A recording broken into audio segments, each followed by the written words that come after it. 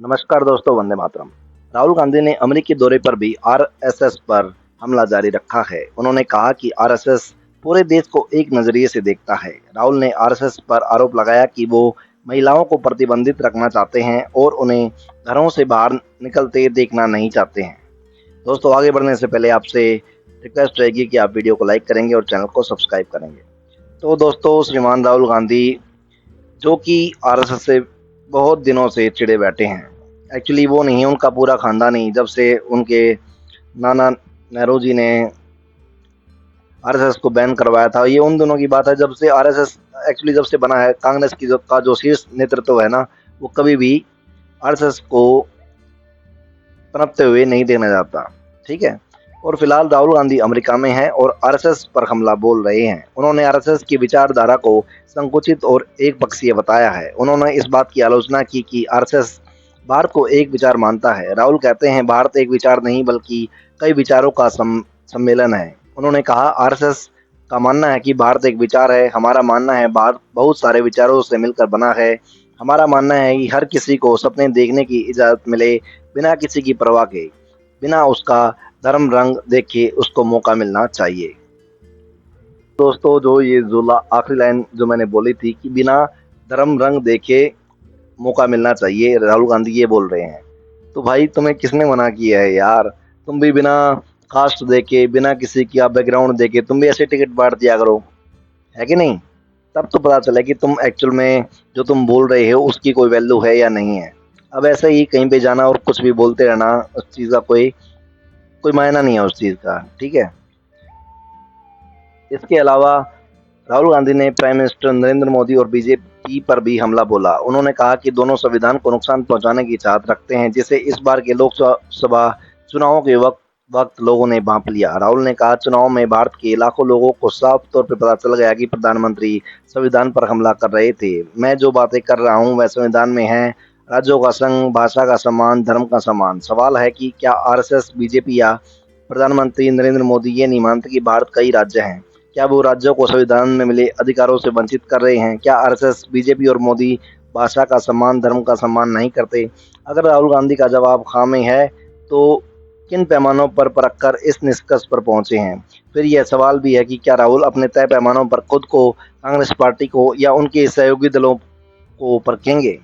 तो दोस्तों, राहुल गांधी की बातों को छोड़ दें तो आरएसएस स्वयं को एक सामाजिक संस्था बताता है। आरएसएस के स्वयंसेवक भयंकर आपदा के वक्त प्रभावित इलाकों में जाते हैं और राहत कार्यों में हिस्सा लेते हैं। आरएसएस के विभिन्न प्रभाग शिक्षा, समाज सेवा जैसे मानवतावादी कार्यों में बढ़ चढ़कर हिस्सा लेते हैं। इतना ही नहीं, युद्ध के वक्त भी आरएसएस भारत और भारतीयों की सेवा में अपनी भूमिका ढूंढता है और उसे निभाता है। कई महापुरुषों ने आरएसएस की भारत भक्ति की प्रशंसा की है। इंदिरा गांधी ने तो स्वतंत्रता दिवस के परेड में आरएसएस को अपनी झांकी शामिल करने की अनुमति भी दे दी थी। तो वैसे देखा जाए तो राहुल गांधी आरएसएस के बारे में जानते ही क्या है। आरएसएस की राजनीतिक शाखा बीजेपी की देश में लगातार तीसरी बार सरकार बनी है।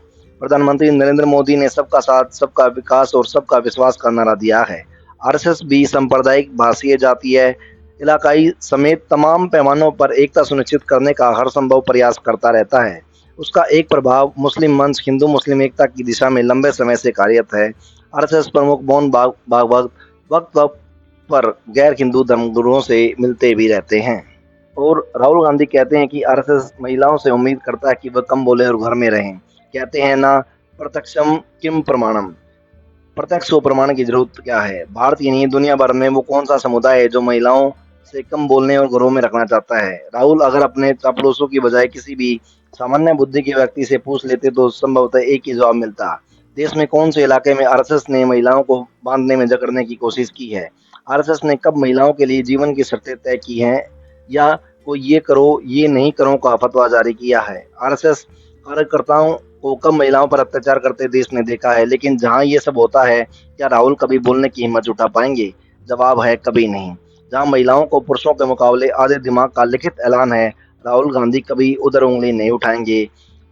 जवाब है नहीं, संभव कल्पना से परे है ये। क्या आरएसएस सांप्रदायिक है? हो सकता है, होगा भी। क्या राहुल गांधी को सांप्रदायिकता से दिक्कत है? हो सकता है, होगी भी। लेकिन क्या राहुल गांधी को मुस्लिम सांप्रदायिकता से भी दिक्कत है? बिल्कुल नहीं। अगर ऐसा होता वो सबसे पहले अपनी मां सोनिया गांधी से पूछते कि आखिर बाटला हाउस एनकाउंटर में मारे गए आतंकवादियों के लिए उनके आंसू क्यों निकले थे। कांग्रेस के वरिष्ठ नेता और केंद्रीय मंत्री रह चुके सलमान खुर्शीद ने दावा किया, आरएसएस बीजेपी ने आरोप नहीं लगाए, इसलिए उन आतंकवादियों के लिए सोनिया के रोने से धर्मनिरपेक्ष राहुल को पीड़ा तो होनी चाहिए, जिन्होंने दिल्ली पुलिस के इंस्पेक्टर मोहन चंद शर्मा की जान ले ली। क्या राहुल ने कभी सिमी, पीएफआई समेत तमाम मुस्लिम आतंकवादी संगठनों पर एक शब्द भी बोला है? राहुल को आरएसएस से इसलिए दिक्कत है कि वो हिंदुओं की भी बात करता है। जैसा कि ऊपर बताया गया है, आरएसएस मुस्लिम मंच के जरिए देश के मुसलमानों से संपर्क में रहता है। मुस्लिम मंच है, मुसलमान उससे जुड़े हैं, तो स्वाभाविक है उनके हित अहित की चिंता भी आरएसएस कर रहा होगा। बीजेपी सरकार के इस दावे को एक भी मुसलमान खारिज नहीं कर पा रहा है कि उन्हें केंद्रीय योजनाओं का लाभ आबादी की हिस्सेदारी से भी ज्यादा मिला है। अगर आरएसएस, बीजेपी और मोदी मुस्लिम विरोधी हैं तो ये कैसे हो गया? अगर ये महिलाओं को घरों में चार दीवारी में बंद रखना चाहते हैं तो मोदी सरकार ने कामकाजी महिलाओं के लिए वर्क प्लेस पर ज्यादा सुविधाओं की चिंता क्यों की और उनके लिए मातृत्व अवकाश बढ़ाकर 6 हफ्ते क्यों किया? सोचिए, जो महिलाओं को घरों में समेट कर रखना चाहता है वो घर से निकलने वाली महिलाओं के लिए सुविधाएं बढ़ा रहा है। तमिलनाडु में हिंदी भाषियों, उत्तर भारतीयों में